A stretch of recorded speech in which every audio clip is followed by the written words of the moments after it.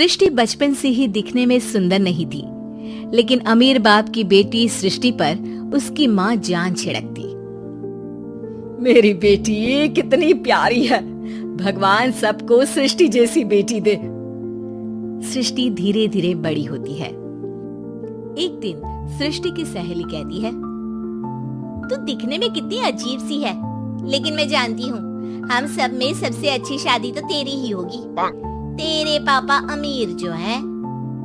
और बता नहीं सकते यार, दहेज तो हर कोई देता है, ये क्या ज्यादा ले जाएगी अपने पति के लिए? अरे बड़े शहर में कोठी है इसके पापा की।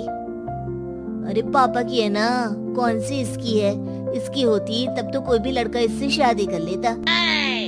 अरे पापा की मतलब पापा की है तो मेरी ही है ना? किसने कहा? अब तेरी तो तब होगी ना जब तेरा भाई ना हो। वैसे भी शादी के बाद सारी प्रॉपर्टी भाई के नाम होती है। सृष्टि समझ जाती है कि उसे किसी भी हालत में माँ बाप की सारी प्रॉपर्टी को अपने नाम करना है, लेकिन कैसे? एक दिन सृष्टि का भाई शीनू कहता है, बहन क्या कर रही है? तुझसे एक बात करनी है। अरे हाँ करना, मैं तो तेरी बहन हूँ। बहन मेरी लाइफ में ना एक लड़की है, बहुत अच्छी है। मैं सोच रहा हूँ माँ और पापा से बात करूँ शादी के लिए। सृष्टि को समझ में आ जाता है कि भाई की शादी होते ही भाभी उसे एक दिन भी घर में बर्दाश्त नहीं करेगी। क्या बात है भाई, बताना कौन है वो? यार वो बहुत अच्छी लड़की है, पढ़ी लिखी है, मेरे साथ जॉब भी करती है। बस एक प्रॉब्लम है। प्रॉब्लम? क्या प्रॉब्लम है भाई? यार वो शादीशुदा है, लेकिन उसके पति ने उसे सिर्फ इसलिए छोड़ दिया क्योंकि उसके माँ बाप दहेज नहीं दे पाए। सृष्टि ये सुनकर न जाने क्यों खुश हो जाती है। अरे भाई तो क्या हुआ, लड़की तुझे तो पसंद है ना? शीनू को लगता है कि बहन उसे समझ रही है। वो इस बात से अनजान होता है कि उसकी बहन की मंशा पूरा घर हड़पने की है। सृष्टि अपनी माँ से कहती है, मम्मी मुझे तो बहुत चिंता है। पता है शीनू क्या कर रहा है? अरे क्या कर रहा है, वो तो काम पर जाता है और वापस घर आता है। नहीं ना माँ, वो यही तो नहीं कर रहा, बाकी सब कर रहा है। आपको पता है उससे प्यार है, और वो भी एक शादीशुदा लड़की से। ये क्या हो गया? मैं सोसाइटी में क्या मुंह दिखाऊंगी? अरे तेरे पापा तो यही कहेंगे कि मैंने ही उसे बिगाड़ दिया है। माँ देखो, मेरी बात मानो, पापा पर भी विश्वास करने की जरूरत नहीं है। अब आप ही बताओ, पापा इतनी देर घर के बाहर रहते हैं क्यों? बोलो। अरे बेटा वो तो नौकरी करते हैं ना। तू बहुत भोली है माँ। पापा का ऑफिस तो 7 बजे खत्म हो जाता है, लेकिन देखो कितनी देर से आते हैं। अरे नहीं बेटा, ऐसी कोई बात नहीं है। सृष्टि माँ को एक औरत से बात करते पिता की फोटो दिखाती है। देखो माँ कैसे हैं पापा। मैं ना कहती थी कि पापा सही नहीं है। मैं तेरे पापा से बात करूंगी, दे फोटो मुझे। ओ माँ, वो तो डिलीट हो गई। लेकिन चल, तूने तो देख लिया ना। पापा से बाद में बात कर लेना, और हाँ मेरा नाम बिल्कुल मत लेना। हाँ माँ। अब क्या था, सृष्टि की माँ और पिता के बीच झगड़ा होना शुरू हो जाता है।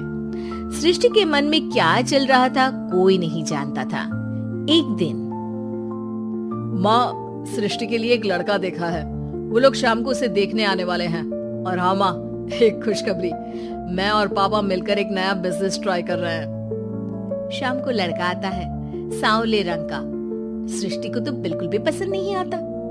लड़की की माँ कहती है, लड़की का चेहरा तो कोई खास नहीं, लेकिन अगर मेरे बेटे को आप लोग सेटल कर दें तो मैं उसकी शादी आपकी बेटी से करवा दूं। सृष्टि को लड़का बिल्कुल पसंद नहीं था। उसे भाई पर गुस्सा आ जाता है।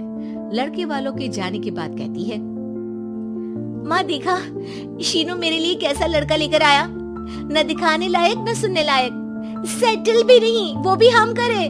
अरे माँ, मैं जानती हूँ ये मेरी शादी किसी भी घर में क्यों करवाना चाहता है। अरे कैसी बात कर रही है बहन, तूने तो देखा ना, लड़के को मैंने ही मना कर दिया तुझसे शादी के लिए। जिसने लड़का बताया था उसने उसकी बहुत तारीफ की थी। बात आई गई हो जाती है, लेकिन सृष्टि का मन शांत नहीं होता। क्या करूँ, कुछ समझ में नहीं आ रहा। मेरी शादी हो गई तो ये लोग पूरी प्रॉपर्टी शीनू के नाम कर देंगे, मेरे हाथ तो कुछ लगेगा ही नहीं।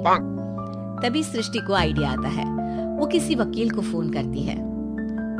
जी देखिए, अगर आपके मम्मी पापा का तलाक हो जाता है तो आपके पिता की आधी प्रॉपर्टी आपकी माँ के नाम हो जाएगी, फिर उसे वो किसी को भी दे सकती है।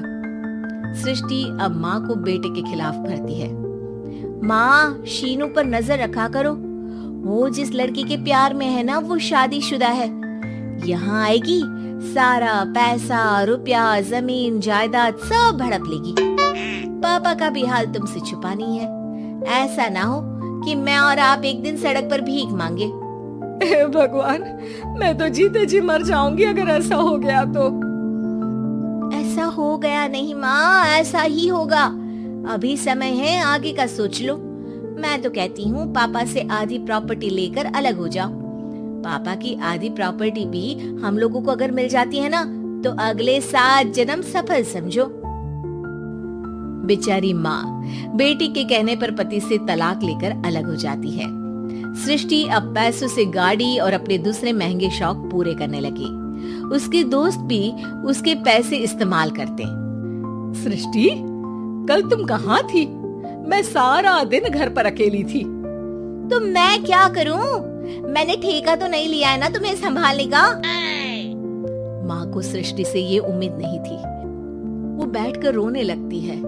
वहीं उसका पति यानी कि सृष्टि के पिता आ जाते हैं। मैं जानता था कि तुम्हारा यही हाल होगा, तो आपने मुझे रोका क्यों नहीं? मैं रोकता तो तुम रुकती क्या?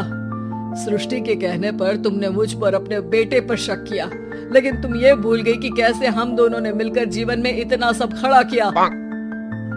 माँ पति के गले लग जाती है। मुझे माफ कर दीजिए, मैंने आपकी कमाई का एक बड़ा हिस्सा गवा दिया। कोई बात नहीं, तुम साथ हो तो मैं ऐसी 7 प्रॉपर्टी खड़ी कर दूंगा। तभी वहाँ सृष्टि आ जाती है रोते हुए। माँ, मयंक ने मुझे छोड़ दिया। वो बोल रहा था जब तक मेरे पास पैसे थे तब तक ही वो मेरे साथ था। पापा, माँ, मुझे माफ कर दीजिए।